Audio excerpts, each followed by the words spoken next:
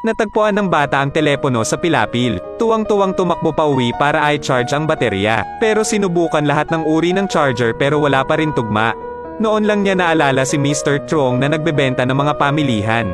Agad na gustong humingi ng tulong sa kanya. Nalaman ni Mr. Trong ang tungkol sa teleponong ito at kinuha ito. Kung gusto mong i-charge ang baterya, kailangan mo munang hanapin ang taong nawalan nito. Matapos marinig ito, agad na nalungkot ang bata. Feeling ko binahalang ang phone ko. Kinuha ang phone at tumakbo pa uwi. Ang una ay ang magpainit sa araw. Nakita ito ni Lola at mabilis na natauhan. May moisture sa loob at hindi ma-expose sa araw. Dapat manigarilyo. Mais lang at walang bigas ang bahay ng bata. Kinailangang tumakbo upang hanapin si Mr. Trong para sa tulong. Si Mr. Trong ay naglabas ng isang garapon ng bigas. Ilagay ang telepono at sabihin sa bata na maghintay doon. Maghintay hanggang tanghali. Gutom na gutom ang matanda at gustong magluto ng kanin. Pagkatapos ay ilabas ang rice cooker. Ibuhos ang bigas at telepono pagkatapos ay isaksak. Panaginip pala ito ng isang lalaki. Pagkagising, tumakbo ang bata para hanapin ang matanda. Tingnan kung tuyo ang telepono. Tiyak na tuyo ito at nagpapakita pa rin ng kuryente. Ngunit walang signal na natanggap. Tumakbo ang bata sa tabing ilog. Kalahati ng gilid ng bundok kahit hanggang sa kampo ng bundok sa paanan ng bundok.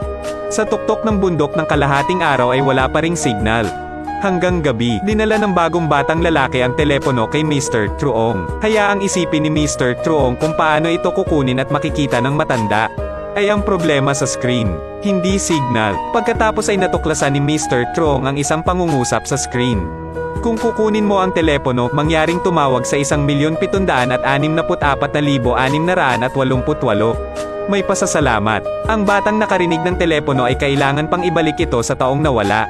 Kailangang umalis na bigo. Pagkatapos ay tinawagan ni Mr. Trong ang nawawalang tao. 2.5 taon nang nawawala ang teleponong ito. Hayaang maglaro ang mga bata. Hindi na kailangang magbayad. Pagkatapos ay magpapasalamat ako sa iyo sa ngalan ng bata. Walang problema. Pagkalipas ng ilang araw, ginamit ni G. Trong ang teleponong ito para magpalit.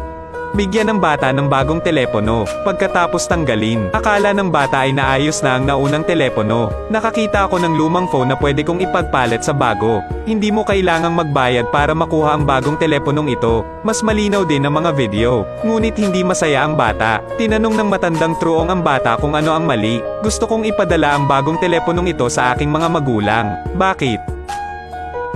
Gusto ko ng telepono, ngunit ayoko ng bago. Gusto kong iwanan ng telepono kaya magandang gamitin nila, para hayaan kanilang gamitin ang kanilang lumang cellphone. Sinabi ni G. Truong na hindi na kailangang ipadala ito. At the end of the month, babalik ang parents ko. Hanggang doon ay maaari kang makipagpalitan sa kanila. Sinabi rin niya sa bata na maaari na niyang subukan ang kalidad ng bagong telepono. Tuwang-tuwa ang bata saka pumunta sa bubong para buksan ito.